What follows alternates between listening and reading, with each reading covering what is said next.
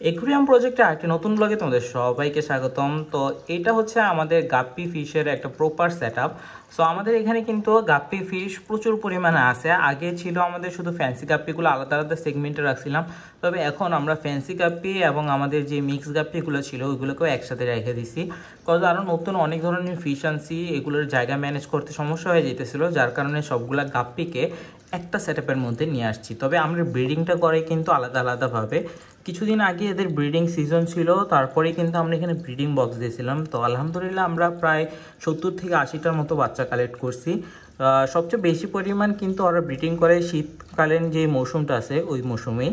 যদি খাবার এবং ওয়াটার টেম্পারেচারটা মেনটেন করতে পারো তাহলে কিন্তু খুবই সুন্দরভাবে সাকসেসফুলি তোমরা ব্রিডিং করাতে পারবা। সো এখানে আমি কিন্তু হিটার দিয়ে রাখছি যাতে ওয়াটার টেম্পারেচারটা ঠিক থাকে, আর উইকে একবার আমি 20 থেকে 30% ওয়াটার চেঞ্জ দেই যাতে পানির যে পিএইচ লেভেলটা আছে ওইটা ঠিক থাকে। সো এখানে দেখো আমাদের কিন্তু আরও 2-3টা মাছ প্রেগনেন্ট আছে, ওগুলোকেও অতি শীঘ্রই আমরা এই ব্রিডিং বক্সগুলোতে দিয়ে দিব। সো ব্রিডিং বক্সে দিয়ে দিলে দেখা যায় কি অনেকগুলো বাচ্চার সার্ভাইভার রেট বেড়ে যায়। কারণ হচ্ছে গাপ্পি মাছ কিন্তু নিজের বাচ্চা নিজেরাই খেয়ে ফেলে, যার কারণে দেখা যায় অনেক সময় তোমার গাপ্পির বাচ্চাগুলো টিকানো যায় না বা সার্ভাইভ করানো যায় না।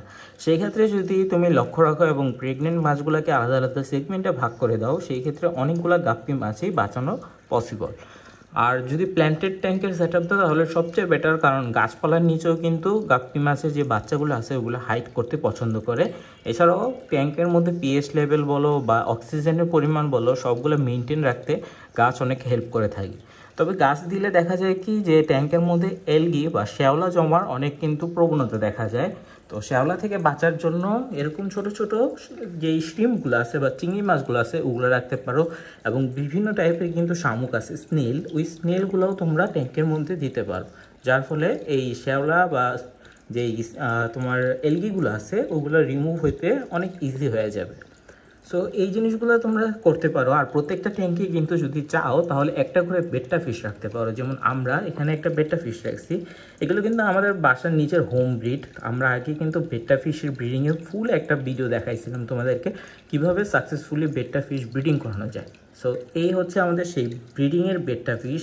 মশলা দিলে এখন সেমি অ্যাডাল্ট হয়ে যেতেছে, কালার এসে পড়ছে, আর 2 থেকে 3 মাস পরে আমরা দেখতে পারবো যে এটা ফুললি গ্রোন হয়ে গেছে। এই ট্যাঙ্কে একটা আছে আমাদের, তারপরে উপরে এঞ্জেল ফিশের যে সেটআপটা আছে ওইখানেও একটা বেট্টা ফিশ দিয়ে রাখছি। একসাথে বেট্টা ফিশ অনেকগুলো রাখা যায় না, যেহেতু এটা অনেক ফাইটার প্রকৃতির মাছ, ফাইটিং করতে পছন্দ করে বিধায় কিন্তু এদেরকে অনেকেই ফাইটার ফিশ নামেও চিনে। সো এইভাবে একটা একটা করে বেট্টা ফিশ রাখতে পারো। আর ফিমেলরা তেমন একটা অ্যাগ্রেসিভ হয় না, যার কারণে বেট্টা ফিশের ফিমেলগুলোকে একসাথে অনেকগুলোই রাখা যায়। সো এই প্রসেসে ফিশগুলো যদি রাখো তাহলে আশা করি অনেক সফলতা আসবে। সো আজকের মতো ব্লগটি এ পর্যন্তই। যদি ভালো লেগে থাকে তাহলে অবশ্যই সাবস্ক্রাইব করে দাও।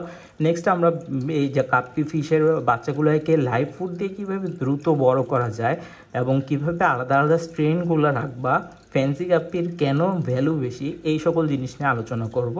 তো যারা সাবস্ক্রাইব করেনি অবশ্যই সাবস্ক্রাইব করে পাশেই থাকো।